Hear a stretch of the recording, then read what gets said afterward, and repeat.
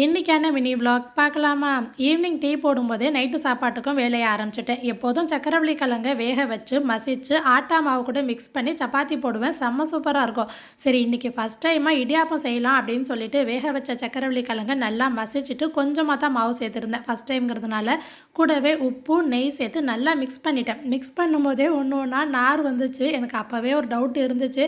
சரி, ட்ரை பண்ணலாம் அப்படின்னு சொல்லிட்டு எப்போதும் போல் இடியாப்பத்துக்கு மாவு பிணைவோம் இல்லையா, அதே மாதிரியே பிணைஞ்சு வச்சுட்டு உரலில் போட்டு நெரிக்கும் போது ஒன்று ரெண்டு அழகாக வந்துச்சு. சரி, சக்ஸஸ் அப்படின்னு நான் நினச்சி முடிக்கிறதுக்குள்ளே முழுசாக வரவே இல்லை, அழுத்தமாக இருந்துச்சு. அதுக்கப்புறம் உரலை திருப்பி பார்க்குறேன், அந்த ஓட்டையில் வந்து குட்டி குட்டியாக நார் மாட்டியிருக்கு. இதுக்கு நம்ம சும்மாவே இடியாப்பம் நெரிச்சிருக்கலாமோ அப்படின்னு தோணுச்சு. இல்லை இல்லை, முன் வச்ச காலை பின் வைக்கக்கூடாதுன்னு சொல்லிட்டு அந்த நார் எல்லாத்தையும் கிளியர் பண்ணிவிட்டு மறுபடியும் ஒரு பாத்திரத்தில் நெரிச்சிட்டு அந்த நெரிச்ச மாவுலேருந்து எடுத்து இடியாப்பம் நெரிக்கும் போது சூப்பராக வந்துருச்சு. இன்றைக்கி ஆப்ரேஷன் ஃபைலோன்னு நினச்சேன், ஆனால் பொருளை காப்பாற்றிட்டேன்.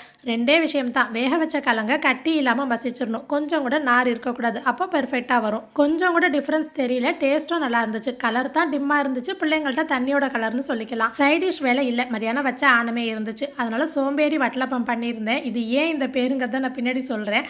அரை கப் அளவு பாதாம் முந்திரி, ஒரு டேபிள் ஸ்பூன் ஃபுல்லாக பெருஞ்சீரகம். பெருஞ்சீரகம்க்கு பதில் நீங்கள் ஏலக்காய் வேணும்னா சேர்த்துக்கலாம். ஃபஸ்ட்டு பவுடர் பண்ணிவிட்டு வந்துடணும். ஒரு கப்பு ஃபுல்லாக பால் ஆடை பாலோட மிக்ஸ் பண்ணி சேர்த்துட்டு நல்லா க்ரீமியாக அரைச்சிட்டு வந்துடணும். எந்த கப்பு எந்த பவுலில் எடுக்கிறீங்களோ அதுலேயே எல்லா பொருளும் அளந்துக்கோங்க. அதே கப்பு ஃபுல்லாக நான் முட்டை எடுத்திருக்கேன். 5 முட்டை எனக்கு வந்துச்சு. நூல் கல்கண்டு இந்த மாதிரி பவுடர் பண்ணி வச்சுருப்பேன். இது வந்து ரீஃபைன் சுகர் கிடையாது, அது பத்தலைங்கிறதுனால 2 டேபிள் ஸ்பூன் சீனி சேர்த்துருக்கேன். 3/4 கப் எடுத்துகிட்டு முட்டை கூட சேர்த்து நல்லா பீட் பண்ணிவிட்டு அரைச்சி வச்சுருந்த பாதாம் முந்திரி பேஸ்ட்டும் சேர்த்துட்டேன். அரை கப் அளவுக்கு கெட்டியான பாக்கெட் பால் சேர்த்துருக்கேன். முட்டையை மிக்சியில் அடிக்க வேணாம், ஒரு பிஞ்சு உப்பு மட்டும் சேர்த்து நல்லா விஸ்கு வச்சு அடிச்சுட்டு நெய் தடவின டின்னில் இந்த மாதிரி வடிகட்டி சேர்த்துக்கோங்க. கேப் இல்லாத மூடி போட்டு மூடிட்டு ஒரு குக்கரில் தண்ணி உள்ள ஸ்டாண்ட் வச்சு மூடி போட்டு ஒரு 5லேருந்து 6 விசில் வச்சா சீக்கிரமே வெந்துடும்.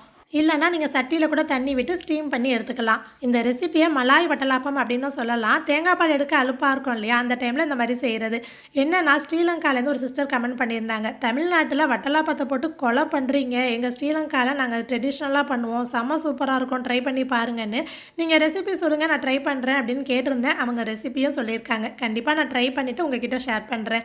இது ஸ்ரீலங்கன் வட்டலாப்பம் கிடையாது, சோம்பேறி சிக்கன் சோம்பேறி பிரியாணி மாதிரி சோம்பேறி வட்டலாப்பம். இது நானாக கண்டுபிடிச்சது. நல்லா க்ரீமியாக சாஃப்டாக இருக்கும்.